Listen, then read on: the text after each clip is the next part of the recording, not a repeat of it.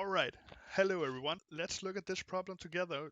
If you have any questions, please leave a comment below and let's get to work, shall we? Okay, so when we look at this problem, the first we can do in any of these sorts of problem is to see is there any obvious solutions we could use. And I would always start up by trying 0, -1, 1, and so on. And at some point I might get tired of it and just not do those, but if we look at 0, doesn't work. 0 minus 0 equals 0. 1 minus 1 equals 1. But already if we look at 2, a equals 2, then we'll see that 2 cubed minus 2 squared equals 8 minus 4 equals 4. So 2 is actually one solution to this. It's not all the solutions, but it is one solution to this problem. Right, so now we know this, we can use this, but before we do that, I will just rewrite this equation a bit. I'll do it by subtracting 4 on both sides, so a cubed minus a squared minus 4 equals 0. And now we can factorize, we can use this root to factorize it a bit, and we can just see that, well, if we have this, we can say a minus 2 multiplied by parentheses and still equals to 0, and we will still have the left side equal to the left side up here. But we need to figure out what's in this parentheses. We could use some polynomial division, but it's not really necessary here. What we will do is just to look at it and see, well, what do I need to multiply a with to get a cubed? Well, it'll probably be a squared. Yeah, right. So a multiplied by a squared equals a cubed. Now we have minus 2, and we will multiply minus 2 with something to get this. Well, it has to be plus 2. Minus 2 multiplied by plus 2 will give minus 4. So the last thing we need to do is to consider, are there any a's? So a power to 1 or just a? There will be, and there will be plus a, and I'll just demonstrate why. Because when we do this, we can say a multiplied by a, that would be a squared, but this is minus a squared, so where did this come from? Well, we also have minus 2 multiplied by a squared, so this gives us minus 2a squared, so a squared minus 2a squared equals minus a squared. So this equals this, right? I hope you accept that. And when we see this, we can also see that either a minus 2 equals 0 or a squared plus a plus 2 equals 0. And this one is the interesting part. And I say that because we already know that 2 is a root, and that would be the solution to this. This is a linear equation with one solution. A equals 2, blah, blah, blah, blah. We already know that. Right.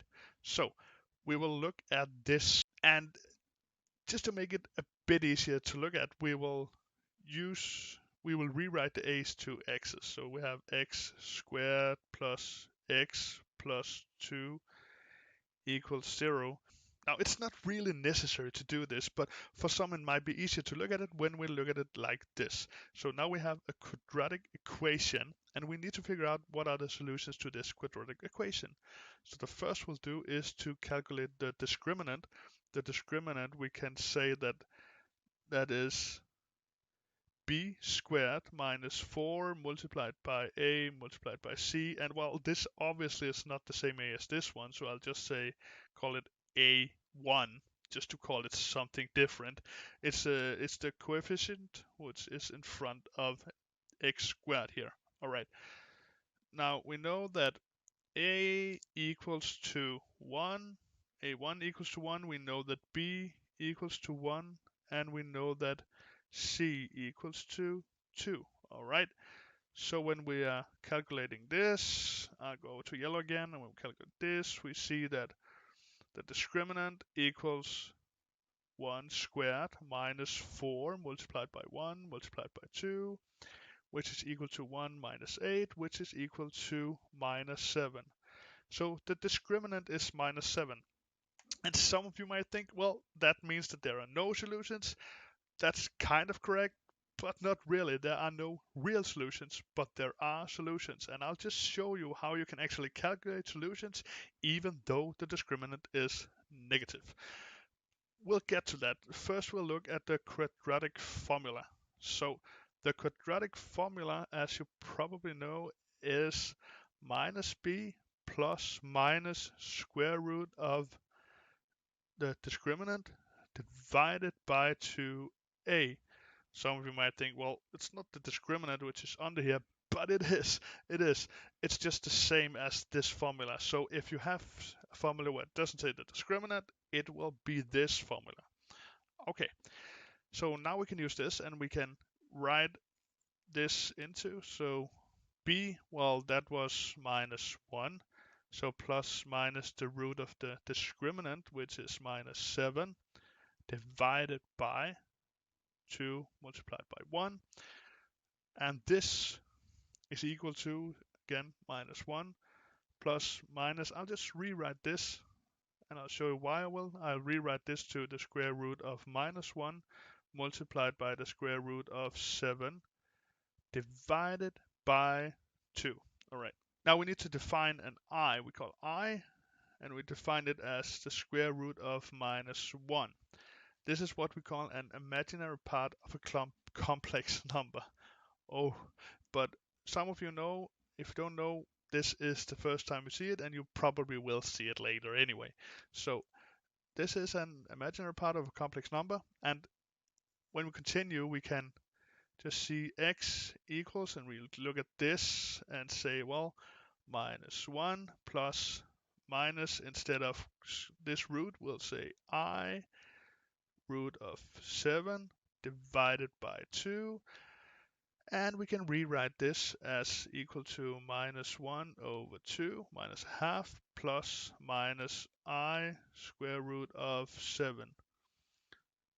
So those are the two solutions, and we can write them x equals minus a half plus I, well, obviously divided by 2 here, I square root of 7 divided by 2, and x equals is x1, x2 minus a half minus I square root of 7 divided by 2. And those are the two solutions, 1, 2, and obviously 3. So 3 solutions. I absolutely hope you enjoyed this.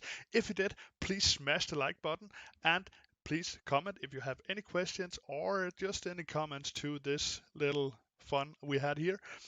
And if you really enjoyed it, you can try and look at this up here. I'm sure you will enjoy it if you also enjoyed this video. Thank you for watching.